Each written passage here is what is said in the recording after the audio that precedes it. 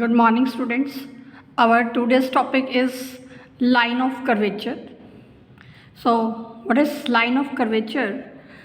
A curve on a surface is line of curvature if the tangent at any point of it is along the principal direction at that point.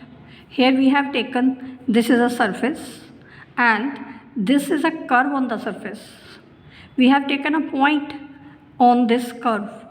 If we draw tangent at this point, if this tangent is along the principal direction, then we say that this curve, that is a line of curvature. Now we find the equation of line of curvature. The differential equation of line of curvature, that is same as the differential equation of principal directions, and the differential equation of principal directions we already discussed yesterday, which is given by EM minus FL into du square plus En minus GL into du dv plus Fn minus Gm into dv square is equal to 0. We can write this equation in the determinant form also. This can be written in the form, in the first row we can write dv square minus du dv du square. In the second row we can write the first fundamental magnitudes EFG. In the second row we can write the second fundamental magnitudes L, M and N. This determinant equated to 0 gives the differential equation of the lines of curvature. Now next we show that the two lines of curvature form an orthogonal system.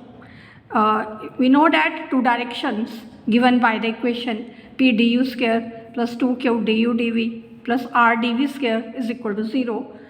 These two directions are orthogonal if the condition ER plus GP minus 2FQ is equal to 0 is satisfied. Here, comparing this equation with this form equation, P is EM minus FL and 2Q is En minus GL and R is Fn minus Gm. So this is P, this is 2Q and this is R.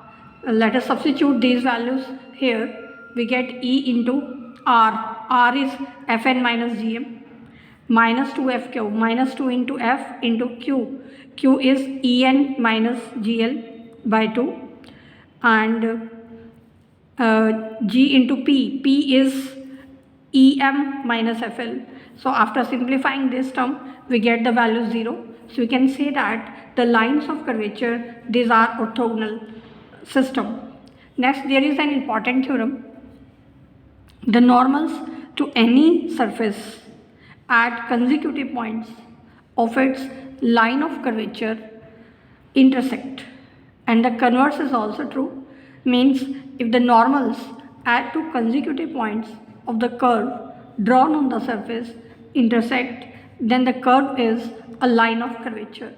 So let us take a surface. Let us take this be a surface. P and Q are two consecutive points on this surface. Let vector R is the position vector of the point P and the position vector of the point Q, that is R plus dr. Vector N, that is the unit normal vector at the point P on the surface, and the vector N plus Dn, that is the unit normal vector at the point Q to the given surface. Now the normals at two consecutive points on the surface intersect if and only if these three vectors, these are coplanar vectors. Means the vector N plus Dn and the vector dr, these are coplanar. Now we know that three vectors are coplanar if and only if their scalar triple product, that is 0. So the scalar triple product of the vectors n plus dn and dr is equal to 0. Now by definition of scalar triple product, this can be written as n cross n plus dn dot dr is equal to 0. Now because n cross n, that will become 0. So from here this is satisfied if and only if n cross dn dot dr is equal to 0. Now this can be written in this form also. So we get n dn dr scalar triple product is equal to 0. Now substituting the values of dn and dr.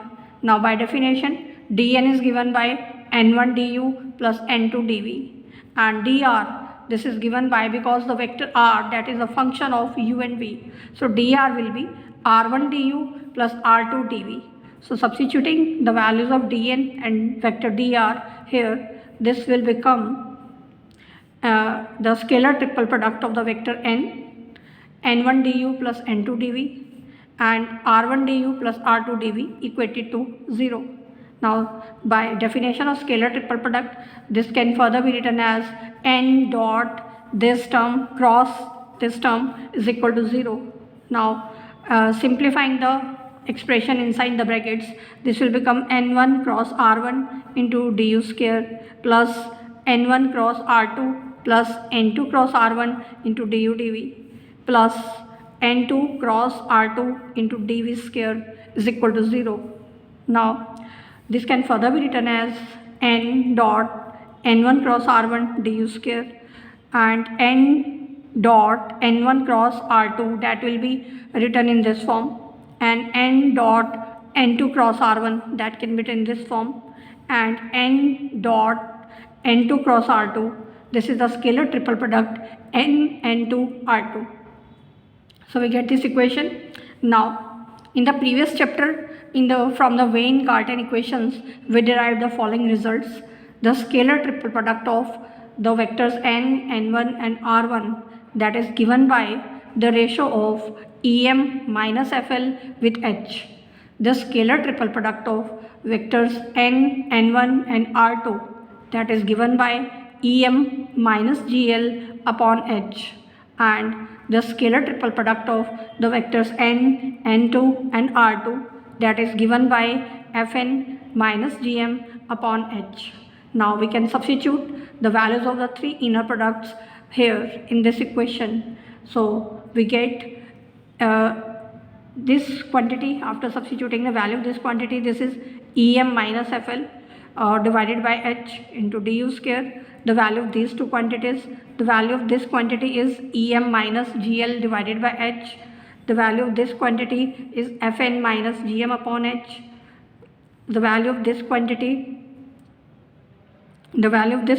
is fn minus gm upon h. Substituting all the values here, we get em minus fl into du square plus en minus gl into du dv, or plus fn minus gm into dv square is equal to 0. Thus we have proved that if the normals at consecutive points intersect, then the curve is a line of curvature, because this is the differential equation of line of curvature. And conversely, it is also true, if the normals at the consecutive points intersect, then we can say that the curve is line of curvature.